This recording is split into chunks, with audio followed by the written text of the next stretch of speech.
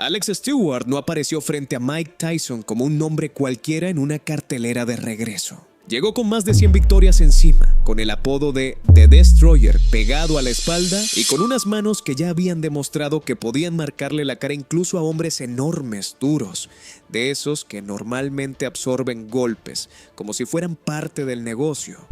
Stewart no venía a hacer bulto, venía con carrera, con pegada, con experiencia real y con una oportunidad que para muchos podía ser perfecta. Encontrarse a Mike Tyson justo después de la noche en la que Buster Douglas le había roto la imagen de monstruo intocable delante del mundo entero. Porque Tyson venía de Tokio.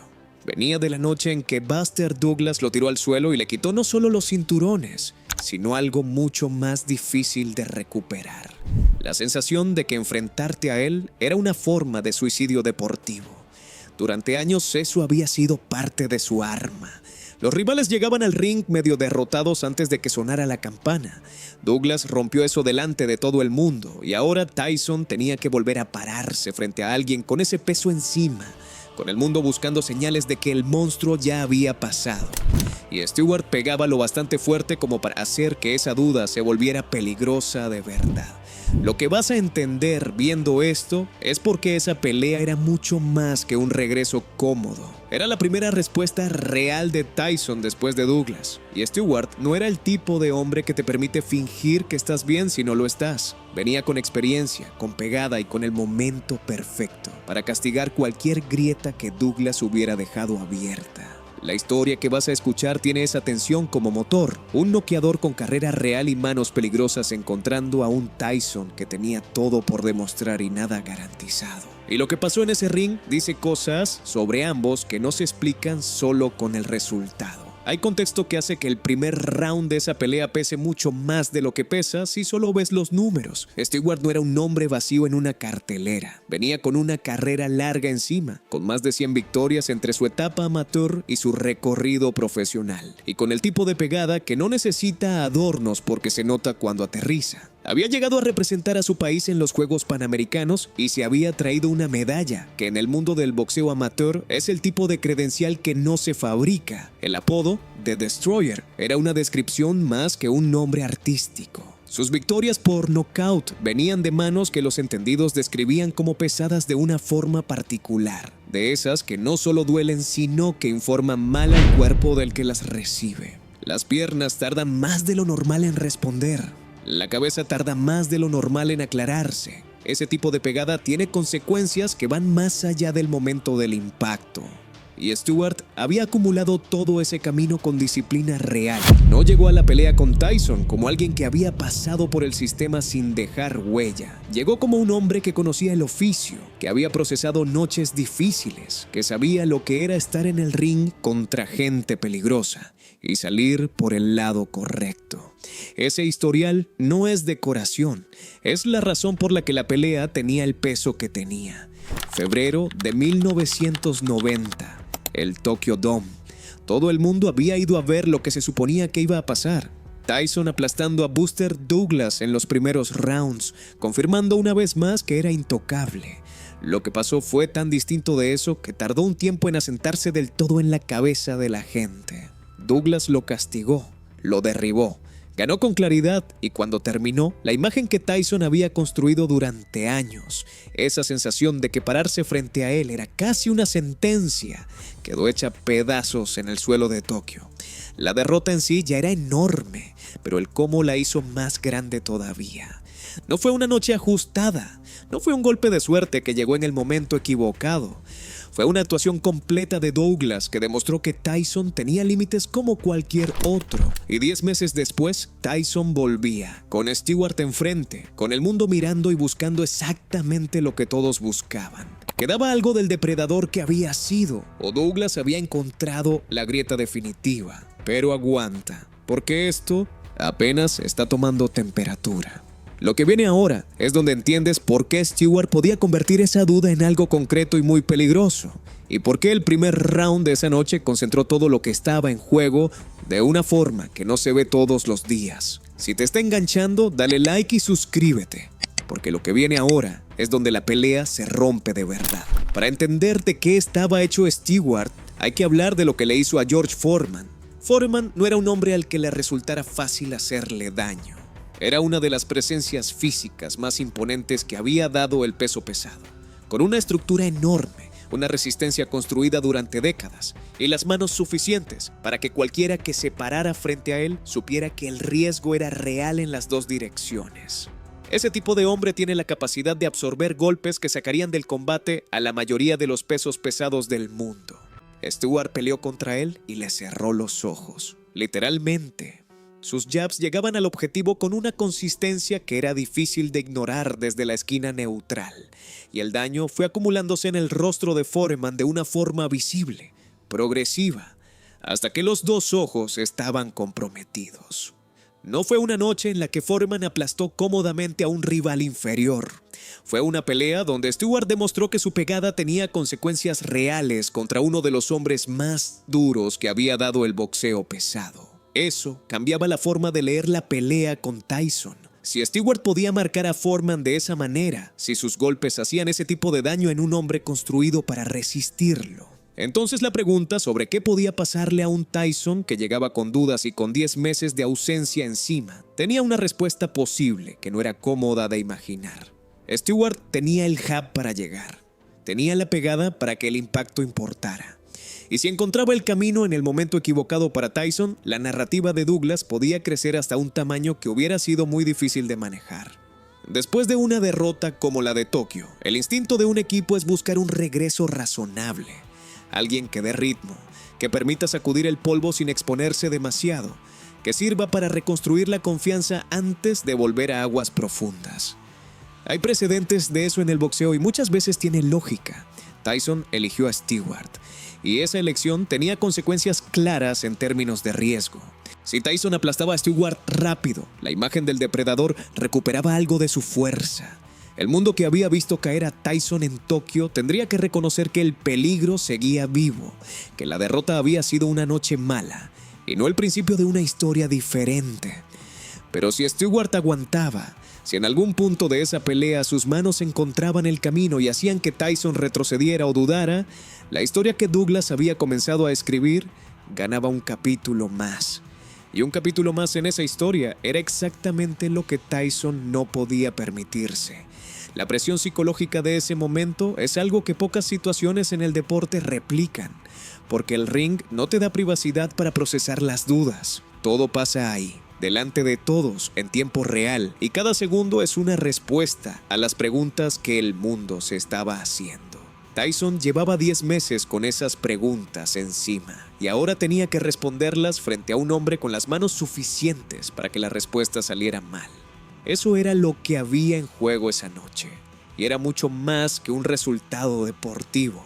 La campana sonó y Tyson salió encima de Stewart con una intención que no dejaba espacio para interpretaciones. Cuando Tyson decidía que la distancia se cerraba rápido, cuando el instinto lo empujaba hacia adelante desde el primer segundo, había algo en ese movimiento que cortaba el aire de la pelea antes de que el rival pudiera acomodarse. La velocidad con que cerraba la distancia era parte del arma, porque te quitaba el tiempo para pensar, para colocarte, para ejecutar el plan que habías preparado durante semanas. Stewart intentó usar el jab, crear espacio, encontrar la versión de la pelea que sus manos podían ganar. Pero Tyson no era Foreman. Foreman era enorme y tenía las limitaciones de movilidad que vienen con esa estructura. Tyson era denso y calculaba los ángulos de forma casi instintiva, cerrando cada ventana que Stewart intentaba abrir antes de que pudiera convertirse en algo útil. La presión fue constante desde el primer contacto, sin esas pausas naturales que casi todas las peleas tienen al principio. Ese primer minuto donde los dos hombres se miden y los entrenadores ajustan desde la esquina. Esa fase no existió esa noche.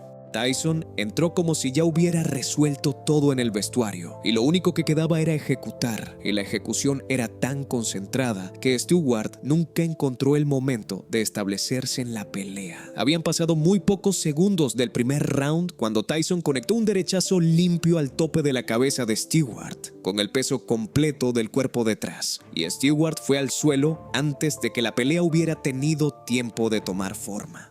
La brutalidad de ese momento vivía en el contraste. Stewart había llegado con más de 100 victorias, con la experiencia de haber castigado el rostro de Foreman, con una reputación de noqueador construida durante años de trabajo real. Y en los primeros compases del primer round estaba mirando las luces del techo. El árbitro contó. Stewart se levantó, la pelea continuó, porque los que llegan a ese nivel tienen una capacidad de absorber y recuperarse que la mayoría de personas nunca va a necesitar en su vida. Levantarse después de ese golpe requería algo real, pero levantarse no cambiaba la dinámica de lo que estaba pasando. La caída había puesto la pelea en un carril que era muy difícil de abandonar, porque Tyson seguía encima con la misma intención que había tenido desde el principio. Y ahora Stewart tenía que procesar el impacto de haber caído mientras intentaba mantenerse en una pelea que ya tenía una dirección muy clara. El mundo que había preguntado si Tyson seguía siendo peligroso tenía una primera respuesta, y era difícil de ignorar. Stewart se paró y Tyson siguió, que es quizás la parte más brutal de entender lo que era enfrentarse a él en esas condiciones. La caída no era el final del ataque, sino una pausa impuesta por las reglas. Y cuando la pausa terminaba, Tyson volvía con la misma presión, como si el derribo hubiera sido simplemente el paso anterior en un proceso que tenía más pasos. Las piernas de Stewart ya respondían diferente, y eso era algo que el ojo entrenado podía ver desde fuera del ring, aunque el boxeador lo sintiera desde adentro con una claridad distinta. Las piernas son el sistema de información de un boxeador. Te dicen si puedes moverte a tiempo, si puedes girar, para cambiar el ángulo, si tienes la plataforma estable para lanzar algo con potencia real. Cuando ese sistema empieza a fallar, el cerebro sigue queriendo hacer cosas que el cuerpo ya no puede ejecutar con la velocidad que la situación exige. Stewart tiraba golpes, pero ya era más supervivencia que estrategia, intentando crear algo que mantuviera a Tyson honesto, que le diera un segundo de respiro para reordenarse. Tyson cortaba cada intento antes de que pudiera convertirse en algo útil, y la experiencia acumulada de Stewart, todos esos rounds vividos durante años, no encontraba el espacio para aplicarse, porque la pelea no le daba el tiempo necesario para que las decisiones automáticas se ejecutaran. Tyson conectó de nuevo y Stewart volvió al suelo. Segunda caída en el primer round, con la regla de las 3 caídas en efecto. 23-0-0 a 26-30. Fase 10. 3 caídas y final. Después de la segunda caída, el ambiente tenía una claridad que hacía muy difícil imaginar un final diferente. Pero Stewart se levantó una vez más, y eso merece decirse porque no todos lo habrían hecho. Levantarse 2 veces en el mismo round contra esa presión requería algo que va más allá del orgullo deportivo. Requería una resistencia física y mental que Stewart había construido durante toda su carrera. Solo que levantarse ya no cambiaba nada de lo que estaba pasando. Tyson volvió encima y Stewart intentó lanzar algo, cualquier cosa que creara una señal de que todavía estaba en la pelea. Sus brazos se movían más como defensa que como arma, y la amenaza que había representado, la pegada que había marcado a Foreman, estaba sepultada bajo el peso de lo que esos minutos le habían hecho al cuerpo y a su capacidad de coordinarlo. Tyson conectó de nuevo y Stewart cayó por tercera vez, y la regla de las 3 caídas hizo lo que tenía que hacer. La pelea terminó en el primer round por nocaut técnico. Un hombre con más de 100 victorias, con medalla panamericana, con las manos que habían cerrado los ojos de George Foreman, no había podido encontrar el camino hacia la pelea que necesitaba. Nunca tuvo el espacio para convertir en realidad la amenaza que representaba, porque Tyson no le dio el tiempo, y en boxeo el tiempo lo es absolutamente todo. Esa pelea no borró Tokio. La derrota ante Douglas seguía en el registro, seguía en la memoria de todos los que la habían visto, y una victoria en el primer round contra Stewart, por brutal que fuera, no reescribía lo que había pasado aquella noche en Japón. El boxeo no funciona con borrador, pero lo que Tyson demostró esa noche contra Stewart fue otra cosa, que cuando llegaba con la cabeza en su lugar, cuando la preparación mental estaba donde tenía que estar y el cuerpo respondía en sincronía con el instinto, el resultado era un tipo de destrucción que pocos hombres en el peso pesado podían igualar. Stewart había llegado con credenciales reales, con manos peligrosas, con la experiencia necesaria para explotar cualquier grieta que Douglas hubiera dejado abierta, y fue aplastado en el primer round sin haber podido convertirse en la amenaza que podría haber sido. Eso decía algo sobre la diferencia entre tener las herramientas y tener la oportunidad de usarlas. Y también decía algo sobre Tyson en ese momento específico de su carrera, que el peligro seguía vivo, que la duda post-Douglas tenía límites, que había condiciones bajo las cuales el depredador seguía siendo lo que había sido. Después vendría Donovan Razor Ruddock, otro reto enorme y distinto. Y luego los problemas fuera del ring, el tiempo en prisión, el regreso posterior que tuvo su propia historia complicada. La carrera de Tyson nunca volvió a tener la trayectoria limpia que había tenido antes de Tokio, pero esa noche contra Stewart, en ese primer round que duró lo que duró, Tyson le recordó al mundo que entre un noqueador con experiencia y él cuando estaba completamente encendido, había una distancia que esa noche se midió en segundos. En el boxeo hay pegadores con manos pesadas que hacen daño real, que derriban a hombres grandes, que construyen carreras largas sobre el poder de sus puños. Stewart era eso. Lo había demostrado durante años. Lo había demostrado contra Foreman. Y llegó a esa pelea con todo lo necesario para que la noche fuera peligrosa de verdad. Y aún así no alcanzó. Porque hay una distancia entre lo que un hombre puede hacer con sus manos y lo que le ocurre cuando el tiempo para usarlas desaparece antes de que pueda siquiera encontrar su lugar en la pelea. Tyson, cuando llegaba con esa presión y esa concentración, no te daba el ring entero para trabajar. Te daba el espacio que él decidía darte, que era casi ninguno, y en ese espacio reducido, toda la experiencia y toda la pegada del mundo se volvían difíciles de aplicar. Stewart vivió eso en el primer round de una pelea que el mundo miraba con la pregunta equivocada. Muchos querían saber si Tyson estaba roto. La respuesta llegó antes de que pudieran terminar de formularla. Si llegaste hasta aquí, dale like, suscríbete y deja en los comentarios qué pelea de Tyson en ese periodo te parece la más reveladora de lo que era como boxeador. Nos vemos en el próximo video.